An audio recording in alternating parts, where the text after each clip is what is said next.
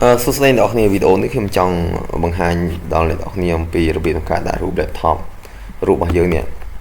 នៅលើ laptop រូបដូចគ្នាប៉ុន្តែយើងចង់ដាក់ឲ្យវាបានស្អាតណាយើងអាចយករូបភាពនឹងយកមកឧទាហរណ៍យើងយកមកផ្គុំបែបនេះបានទេអត់មានទេយើងអត់មានវិធីសាស្ត្រក្នុងការរុញចុច control អីរុញឲ្យវា save ឲ្យវារួញទេអ្នកនរគ្នាអញ្ចឹងអ្នកនរបើសិនបើអ្នកនរចង់ដាក់រូបបែបហ្នឹងហើយ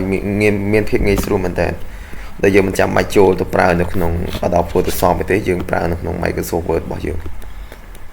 ខេតោះហើយសម្រាប់គ្នាយើងតែចង់ដាក់រូបបែបហ្នឹងឲ្យបានស្អាតដូចរូបខាងលើនេះ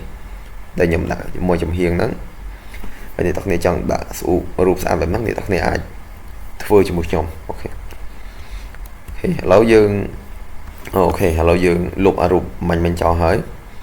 យើងមាន laptop មួយដែលយើងចង់ដាក់អូខេធំបែបហ្នឹងបន្ទាប់មកទៀតអ្នកទាំងគ្នាចូលមក design ចូល insert មកអូខេហើយចូលមកកន្លែងនេះចូលសាបនេះហើយអ្នកទាំងគ្នាអូមកយករូបនេះមួយមកនេះរូបនេះហើយ rating កលមកយើងគូពេលគូហើយអ្នកទាំងគ្នាប្រកាសជាឃើញយ៉ាងចុងរូបនឹងចឹងដែរនឹងធ្វើមិនកើតឲ្យចេញជានេះឲ្យបានស្អាតអូខេអត់បញ្ហាទេអូខេនៅពេលដែលអ្នកទាំងគ្នាបានគូសរូបភាពបែបហ្នឹងហើយអ្នកទាំងគ្នាគ្រាន់តែคลิกរូបឲ្យចេញសញ្ញាមូលអញ្ចឹងមកយកមករបស់អ្នកទាំងគ្នាคลิกអញ្ចឹងមកណាអ្នកទាំងគ្នាអាចមកស្ដាំលើនេះយកពាក្យថា edit point ឬក៏អ្នកទាំងគ្នាចូលវិធីសាស្ត្រមួយទៀតអ្នកទាំងគ្នាចូលកន្លែង edit 3នេះចុចសញ្ញាព្រួយចុះក្រោមមកយក edit point នេះគ្នាអូខេតោះមកទៀតអ្នកទាំងគ្នាធ្វើការតែងវាមកជ្រុងនេះមកអូខេជ្រុងនេះតែងឲ្យវាស្អាតមកអ្នកទាំងគ្នាអូខេតែងអារូបដែលយើងបានគូស្អាតមកអូខេគឺងាយមែនតើវាសិនបើយើងចេះមកក្បាច់នេះយើងចង់ដាក់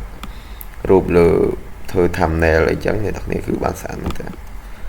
ខេតែប៉ុណ្្នឹងហើយអ្នកទាំងគ្នាអាចសេរីបន្ថែមទៅអូខេបើ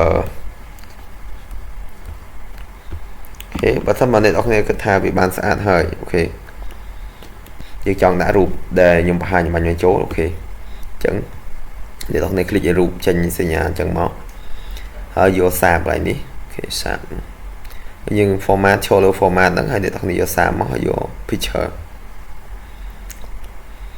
ហើយអ្នកទាំងគ្នាចុចកន្លែង prompt file អូខេចឹងអ្នកទាំងគ្នាតែរូបភាពដែលអ្នកទាំងគ្នាចង់ដាក់មកអូខេរូបភាពមួយនេះខ្ញុំចង់ដាក់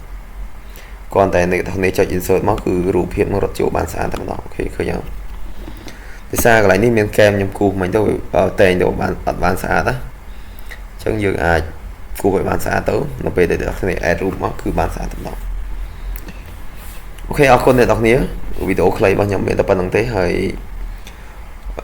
ធម្មតាអ្នកទាំងគ្នានឹងពេញចិត្តនឹងខ្សែវីដេអូនេះហើយនឹងជួយចុច like ចុច share ចុច subscribe នៅ channel របស់ខ្ញុំទាំងអស់គ្នាអូខេបាយបាយអ្នកទាំងគ្នាជួបខ្ញុំនៅវីដេអូក្រោយទៀត